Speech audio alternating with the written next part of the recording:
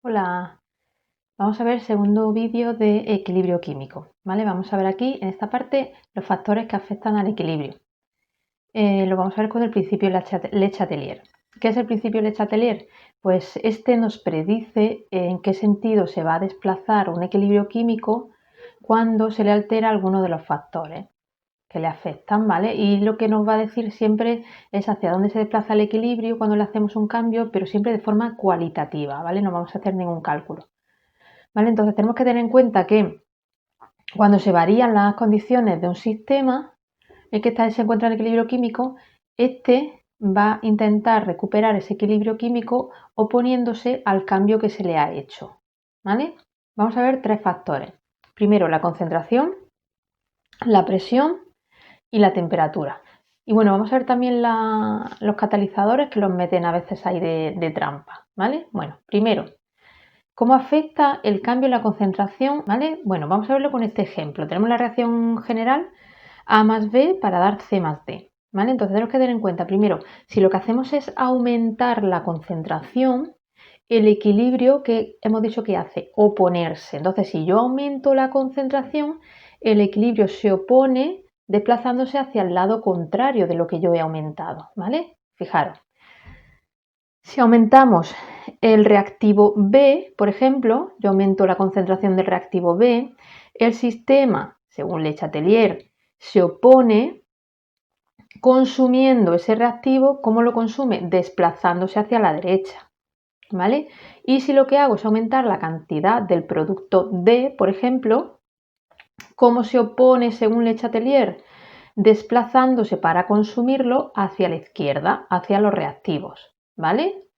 Si lo que hacemos es disminuir la concentración, ¿vale? Por ejemplo, imaginaros que lo que hacemos es retirar el producto C, pues entonces, ¿qué es lo que va a hacer el sistema? El sistema, para oponerse, como yo estoy retirando, pues se va a desplazar hacia la derecha para reponer esa cantidad de producto que yo estoy retirando, ¿vale? Entonces, el que yo retire un producto favorece la producción de los productos, ¿vale? Y si lo que hago es retirar el reactivo B, por ejemplo, pues entonces para oponerse, el sistema se opone, según Le Chatelier, desplazándose hacia la izquierda para reponer esa cantidad de reactivo que yo estoy retirando, ¿vale? Vamos a verlo con la reacción del tricloruro de fósforo para formar pentacloruro de fósforo, ¿vale? Fijaros, si aumento la concentración de cloro,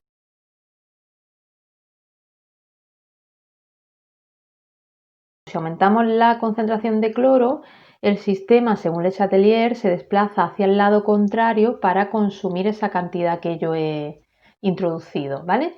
Y entonces se produce más cantidad del producto, ¿vale? Luego, si lo que hacemos es disminuir el reactivo, por ejemplo el tricloruro de fósforo, el equilibrio se va a desplazar hacia la izquierda formando tricloruro de fósforo y cloro, ¿vale? Y así se opone a la variación que se le ha hecho retirando un reactivo. Ahora vamos a ver un cambio en la presión. En esta parte es muy importante que tengamos en cuenta que solo le afecta a las sustancias gaseosas. Si tenemos un equilibrio heterogéneo, donde aparte de gases tenemos líquidos o sólidos, tenemos que recordar que son prácticamente incompresibles y entonces no le afecta que cambiemos la presión.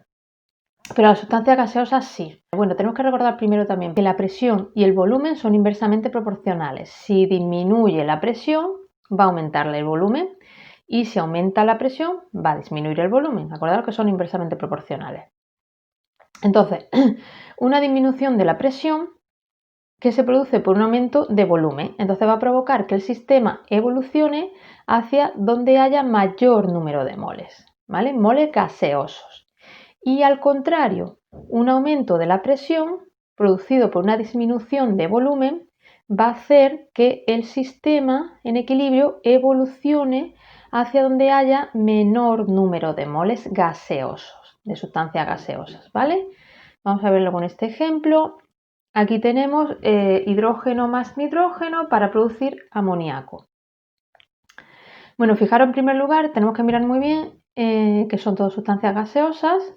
No tenemos que tener en cuenta, como hemos dicho antes, que los sólidos y los líquidos no participan. ¿Vale? Entonces, si aumentamos la presión, ¿qué va a pasar en esta reacción? Pues lo primero que tengo que ver, ¿cuántas moles de sustancias gaseosas tengo en los reactivos? En este caso son 4. ¿Cuántos moles de sustancias gaseosas tenemos en los productos? Pues en este caso 2. ¿Qué va a pasar entonces? Que un aumento de la presión desplaza el equilibrio hacia la formación de amoníaco. ¿Por qué? Porque en esta parte de los productos hay menor número de moles de sustancias gaseosas. Como he dicho antes, aumento de la presión, el sistema evoluciona, según Le Chatelier, hacia donde haya menor número de moles de sustancias gaseosas. Y al contrario, si nos preguntaran, ¿qué pasa si se disminuye la presión? Pues que se va a desplazar el equilibrio hacia la producción de una mayor cantidad de sustancias gaseosas, es decir, hacia la producción de los reactivos, que es donde hay mayor número de moles, ¿vale? Donde habíamos dicho que había 4 moles. Disminución de la presión, la reacción se desplaza hacia donde haya mayor número de moles gaseosos, es decir, en este caso, reactivos. Bueno, tercer factor que nos puede afectar al equilibrio, la temperatura. ¿Vale? Entonces aquí tenemos que tener en cuenta, siempre nos van a dar la reacción, siempre que nos pregunten por el factor de la temperatura, nos van a dar la reacción y al lado nos van a poner una entalpía, ¿vale? Y tenemos que ver si es endotérmica o exotérmica. Recordamos que exotérmica es cuando nos da la entalpía negativa y es que se está produciendo calor, ¿vale? Se está desprendiendo calor. Y endotérmica es cuando la entalpía es positiva y se está absorbiendo calor, ¿vale?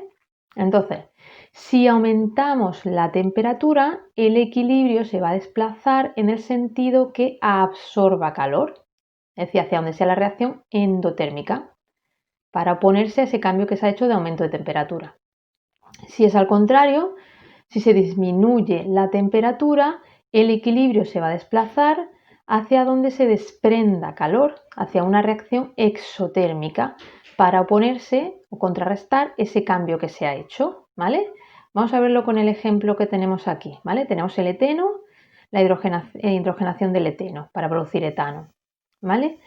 Vemos que la reacción es exotérmica, ¿vale? Entonces, si nosotros aumentamos la temperatura, el sistema va a evolucionar en el sentido donde absorba calor. Yo he aumentado la temperatura, el sistema tiene que absorber calor.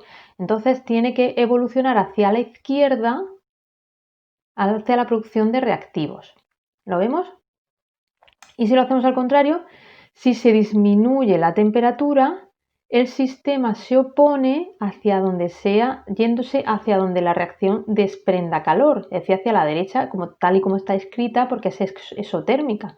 Es decir, una disminución de la temperatura en este ejemplo lo que hace es que favorece la producción de etano, porque la reacción se va a ir hacia los productos, ¿vale?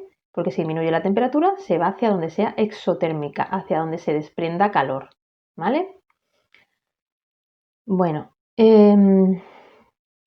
luego muchas veces nos preguntan también cómo afecta también la adición de un catalizador, ¿vale? Entonces tenemos que tener en cuenta que la adición de un catalizador produce la misma variación en la velocidad del proceso directo y del inverso y por lo tanto no afecta al equilibrio, ¿vale? Lo que sí modifica es el tiempo que tarda en alcanzar al equilibrio, ¿vale? Pero no modifica el equilibrio, como los 3 factores anteriores, ¿vale? Que hemos visto. Entonces recordamos, concentración, presión y temperatura, ¿vale? Bueno, pues ahora hacer ejercicios sobre esto